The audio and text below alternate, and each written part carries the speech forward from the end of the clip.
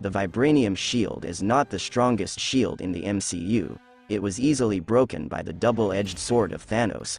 I think the strongest shield in the MCU is energy shields generated by a sorcerer. In Endgame we saw that Wanda's only one blast was powerful enough to break Thanos' blade in half. The same blade that broke the Vibranium Shield easily.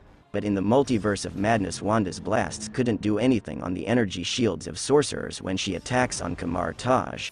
It will only break if the one who is controlling it gets distracted, which technically means that the energy shields of a sorcerer are the strongest shield in the MCU. What do you think? Number 2. When Tony Stark was carefully placing the Infinity Stones in his own made Infinity Gauntlet using a robotic claw in Avengers Endgame, we saw Rocket makes jump scare sound to scare some shit out of Tony. Boom! So it was not added only to make people laugh, but it was actually a reference to the scene in the first Avenger when Howard Stark was using the same method but old technology to remove a part of Tesseract from a weapon of Hydra. But instead of a jump scare sound, this time it was a real blast.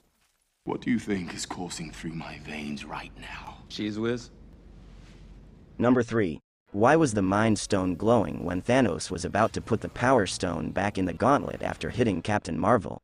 So we knew that Captain Marvel was absorbing energy from the Power Stone, which allowed her to withstand a headbutt from mighty Thanos effortlessly, and to understand how she was able to withstand such powerful attack. He immediately activated the Mind Stone and deduced the secret, and then separated the Power Stone from the gauntlet with the other hand, and gave her what she feared, the punch of the year. Number 4. During the snapping of Hulk, Tony Stark asked Friday to activate Barn Door Protocol. Friday, do me a favor and activate Barn Door Protocol, will you? Yes, boss. Covering the Avengers headquarters with steel. Now if we go back in Iron Man 3, when Tony was caught by the Mandarin, we saw he summoned his Mark 42 suit, but it took time for the suit to come because it was charging in the barn house of the kid, and we saw that the barn door was stopping the suit to get out, and I think from that's where Tony get the name of his security protocol. Number 5. Why Captain America was crying when Tony Stark snapped the gauntlet. So my theory is that he wasn't only crying because he lost his best friend, but there was something really dark and sad that we all missed during that scene. I think that he was actually kind of blaming himself for the death of Tony Stark, because earlier we saw he was the one who asked Tony for the help, and he was also the one who convinced him at the end, so this is how their argument went. I know you got a lot on the line. You got a wife, a daughter, but I lost someone very important to me. I can't. Mommy told me to come and save you. Good job. I'm saved. But this is a second chance. I got my second chance right here, Cat. Can't roll the dice on it. As he said, Tony had a lot to lose, and it's get darker and more darker as you think about it. Tell me your thoughts on this.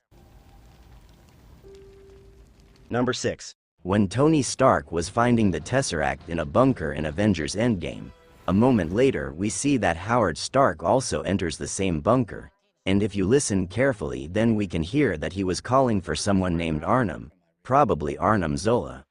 Arnam, you in there? Arnam? Looking for Dr. Zola, have you seen him? Yeah, Dr. Soul. No, haven't seen a soul. If you pay attention, then we can actually see a computer figure of Arnam Zola in the background as reference, very similar to which we saw in the Winter Soldier, and there's also a theory that says that it was actually Howard Stark who put Arnam Zola's brain into a computer. What do you think?